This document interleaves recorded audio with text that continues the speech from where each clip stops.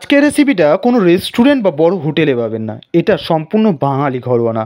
আর বাঙালি থেকে বড় কথা, ওপার বাংলা অর্থাৎ বাংলাদেশের মানুষদের এটা রেসিপি। অবশ্যই দেখতে পাচ্ছেন চিংড়ি মাছ। আর চিংড়ি মাছের সঙ্গে আজকে একটা সম্পূর্ণ ইউনিক এবং একদম আলাদা একটা রেসিপি হবে, যে রেসিপিতে আপনার এক ভাত খাওয়া হয়ে যাবে। এই খাবারটি যদি আপনার রান্নার ঘরে থাকে তাহলে আপনাকে দেখতে হবে যে এতটাই মজাদার হয়, চেটেপুটে সব ভাত খেয়ে নেবে এই একটা রেসিপিতে, একটা রান্নাতে। তার জন্য লাগবে চিংড়ি মাছ। দেশি চিংড়ি হলে বেশ ভালো হয়, দেশি না চিংড়ি হলেও আমরা আজকে বাগদার চিংড়ি এনেছি। প্রথমেই চিংড়ি মাছগুলোকে হলুদ লবণ মাখিয়ে বেশ কিছুক্ষণ ম্যারিনেশন করে ভেজে নিতে হবে। চিংড়ি ভাজার একটা টিপস, এখানে অনেক বেশি তেল দিয়ে ভাজা যাবে না। আপনি যত বেশি তেল দেবেন তত বেশি এর থেকে জল ছাড়তে শুরু করবে, যা চিংড়ি মাছটাকে ছাবা করে দেবে।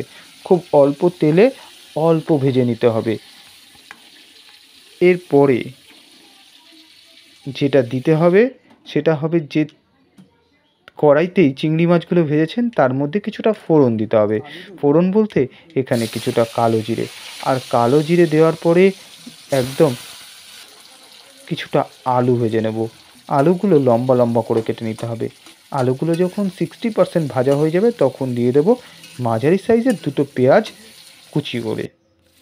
এরপরে দিয়ে দেবো কিছুটা রসুন বাটা আর কিছুটা পেঁয়াজ একসঙ্গে পেস্ট করে নিয়েছি।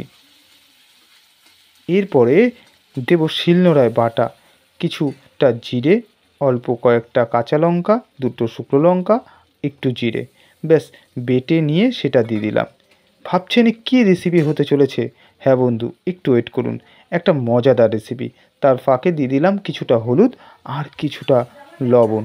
হলুদ আর লবণ দিয়ে ভালো করে কষিয়ে নিতে হবে।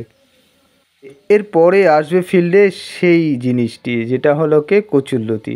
কচুরলতিগুলোকে ভালো করে ছুলে অল্প লবণ দিয়ে অল্প সিদ্ধ করে নিয়েছি। অর্থাৎ কচুরলতিটা কিন্তু 30% সিদ্ধ হবে, আর বাদ বাকি রান্নাটা হবে কষিয়ে কষিয়ে। এটা অসাধারণ, একবার খেলে বুঝতে পারবেন এর স্বাদটা কত। আজকের রেসিপি কিন্তু কচুরলতি কষা। নামটা শুনে যেমন চমকে যাচ্ছেন, কিন্তু খেতে অসাধারণ। বাড়িতে একবার অন্তত বানিয়ে দেখুন। চিংড়ি মাছ দিয়ে কচুরলতি কষার মজাটাই আলাদা। চিকেন মটনে মটন রেসিপিকেও হার মানাবে।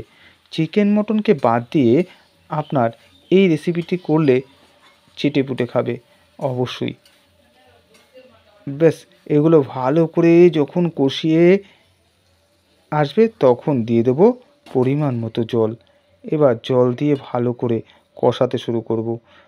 আর এটা কিন্তু ঝোল হবে না, একদম কষা কষা হবে, যেমন আমরা মাংস কষাই ঠিক তেমনভাবেই।